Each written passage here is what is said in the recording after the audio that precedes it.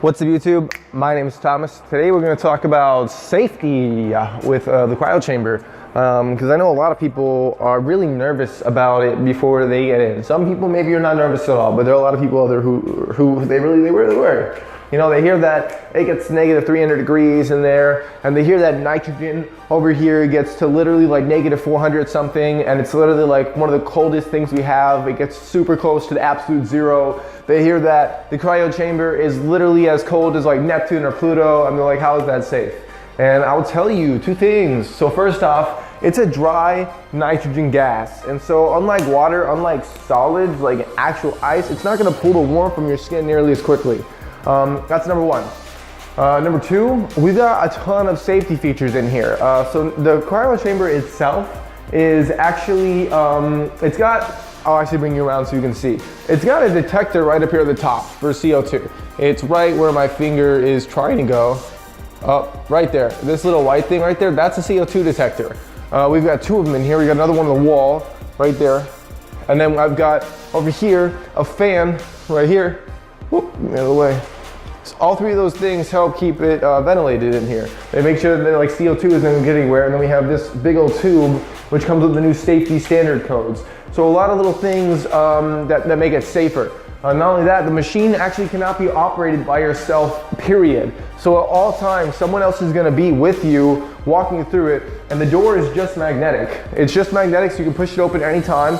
And the bottom of it here, this is an elevator. It'll actually raise you up so that you're above the chamber and your head is above the top. So you're never gonna have to worry about breathing in any nitrogen. And as far as the nitrogen goes, I don't know how much you guys know about CO2, but funny thing, before I started working at IceHouse, I a while back worked at a water heater place. And water heaters, I'm not gonna go into this, but they're the most dangerous appliance in your house. I don't know if you know that. And it's actually because of CO2.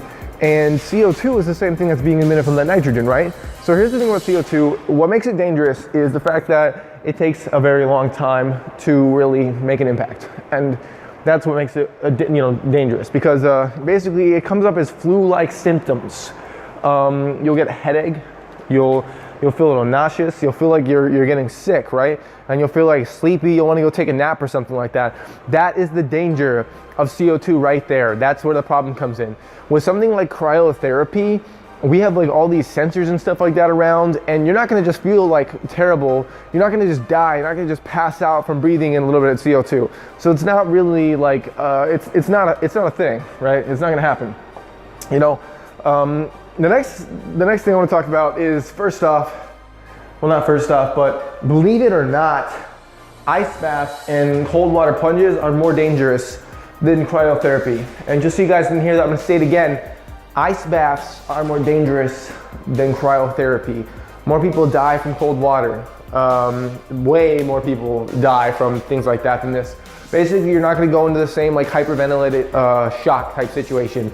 And that situation where you're just can actually stop your heart. And that is where the danger comes in. This is not gonna bring you near to the same level of stress. Now, it is still going to stress you out though. And so, since we're on this topic, I'm gonna tell you the most important thing of everything else. If you have heart problems, don't do cryotherapy. It's already a risk for you, taking like, doing these cold things. Like they're not gonna like, it could cause like a heart attack or something like that. So if you have a pacemaker, if you have had a heart attack, if you have heart problems, this is a no-go for you. That's the only one that would really push you away. I'm sorry, you shouldn't. There are a couple other ones. Like if you're pregnant, you probably, you shouldn't do it. You shouldn't do it if you're pregnant. If you're allergic to cold, believe it or not, that's a real thing. If you're allergic to cold, don't do it. If you've had a stroke in the last 6 months, don't do it.